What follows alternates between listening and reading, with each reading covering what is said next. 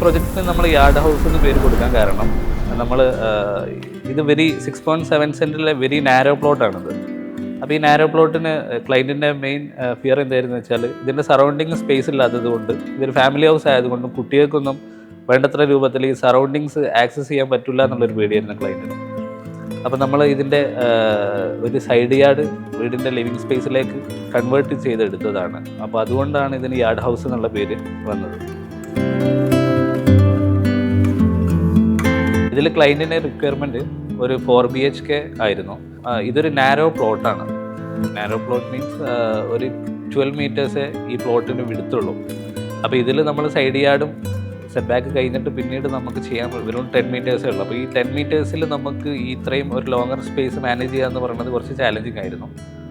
എന്നാലും നമ്മൾ ഇതിൻ്റെ ഒരു സൈഡ് യാർഡ് വീടിൻ്റെ ഉള്ളിലേക്ക് എടുത്തിട്ട് ബാക്കിയുള്ള സ്പേസിൽ ഡബിൾ ഹൈറ്റുകൾ കൊടുത്തിട്ട് വീട്ടിലേക്ക് കയറുമ്പം തന്നെ ഒരു കൺജഷൻ ഇല്ലാത്ത രൂപത്തിൽ സ്പേസുകളെല്ലാം ഒരു ഹൈലി വോളിയം ഫീൽ ചെയ്യുന്ന രൂപത്തിലേക്ക് നമ്മളത് കൺവേർട്ട് ചെയ്യുകയാണ് ചെയ്തത്.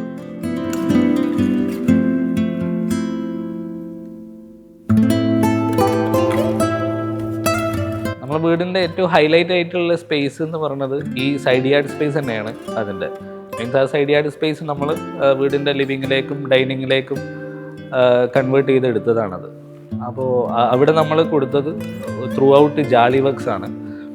ഈ ജാളിയിൽ തന്നെ ഓപ്പണിങ്സ് ഉണ്ട്. പക്ഷെ ആ ഓപ്പണിങ്സ് പുറത്തുനിന്ന് നോക്കിയാൽ ചെറിയ ഓപ്പണിങ്സും അകത്തുനിന്ന് നോക്കുമ്പോൾ ഒരു വലിയ ഓപ്പണിങ്സും ഉള്ള ഒരു ഇല്യൂഷനിസ്റ്റിക് ജാളിയാണ് നമ്മളവിടെ കൊടുത്തത്. അത് പുറത്തു നോക്കുമ്പോൾ ചെറുതായത് കൊണ്ട് തന്നെ അതിൻ്റെ പ്രൈവസിക്കോ കാര്യങ്ങൾക്കോ ഒന്നും യാതൊരുവിധ ബുദ്ധിമുട്ടും വരുന്നില്ല.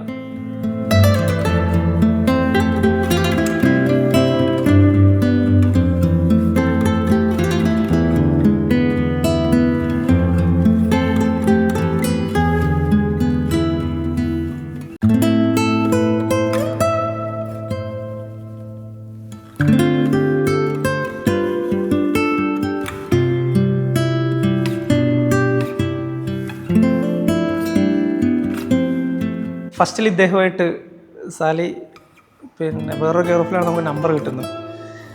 അപ്പോൾ കക്ഷിയായിട്ട് ഫസ്റ്റ് മീറ്റ് ചെയ്ത് സംസാരിച്ചപ്പം ഞാൻ ആദ്യം പറഞ്ഞൊരു വാക്ക് പിന്നെ നമുക്കൊരു പഴയതും പുതിയതും കൂടി കൂടിയിട്ടുള്ളൊരു സംഭവം വേണമെന്നായിരുന്നു.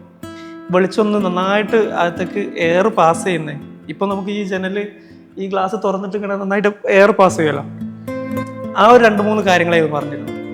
പക്ഷേ ഇതിൻ്റെ ഒക്കെ രസം വെച്ചാൽ ഇത് ഒരൊറ്റ പ്രാവശ്യം വരച്ചതാണ്. നമ്മളേറ്റവും ഇഷ്ടപ്പെട്ട ആ കോട്ടിയാടിൻ്റെ ആ ഒരൊറ്റ വരമ്പലാണ് എല്ലാവരും അത് തന്നെ മതി എന്ന് പറഞ്ഞു. ഇതൊരു ഏറ്റവും ചെറിയ സ്ഥലം വെച്ചാൽ 6.3 സെൻറ്റ് തൊട്ടുള്ളൂ, 7ൻ്റെ അടുത്ത് എത്തുന്നുള്ളൂ. അതിൽ നമ്മൾ വിചാരിച്ച ഈ ഒരു സംഭവം പൂർത്തിയാക്കി തന്നു.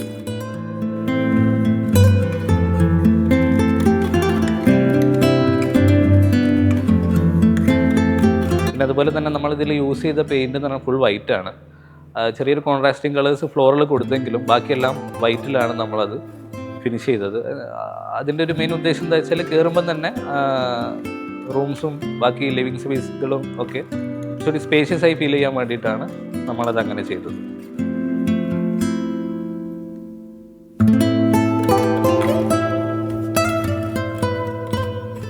ഇതിൻ്റെ എക്സ്റ്റീരിയറിനെ പറ്റി പറയുകയാണെങ്കിൽ it's an amalgamation of contemporary and tropical ആർക്കിടെക്ചറാണ്. ഹാഫ് ഓഫ് ദ റൂഫ് സ്ലോപ്പാണ് and half of the roof flat സ്ലാബിലാണ് നമ്മൾ ചെയ്തത്. നമ്മൾ ഈ സ്ലോപ്പിൽ ചെയ്തത് തന്നെ ട്രഡീഷണൽ ആയിട്ടുള്ള ഓട് വെച്ചിട്ട് കംപ്ലീറ്റ് പാക്ക് ചെയ്ത് എടുക്കുകയാണ് ചെയ്തത്. അത് ഓടിൻ്റെ ആ ഒരു ഏജ്ഡ് ആയിട്ടുള്ള സിറ്റുവേഷനിൽ തന്നെ നമ്മളതെടുത്ത് ഫിക്സ് ചെയ്തതാണ്. ഓടിനെ റീപ്ലേസ് ചെയ്യുക അല്ലെങ്കിൽ അത് പുതിയ പെയിൻ്റ് അടിച്ചിട്ട് കയറ്റിയൊന്നുമല്ല.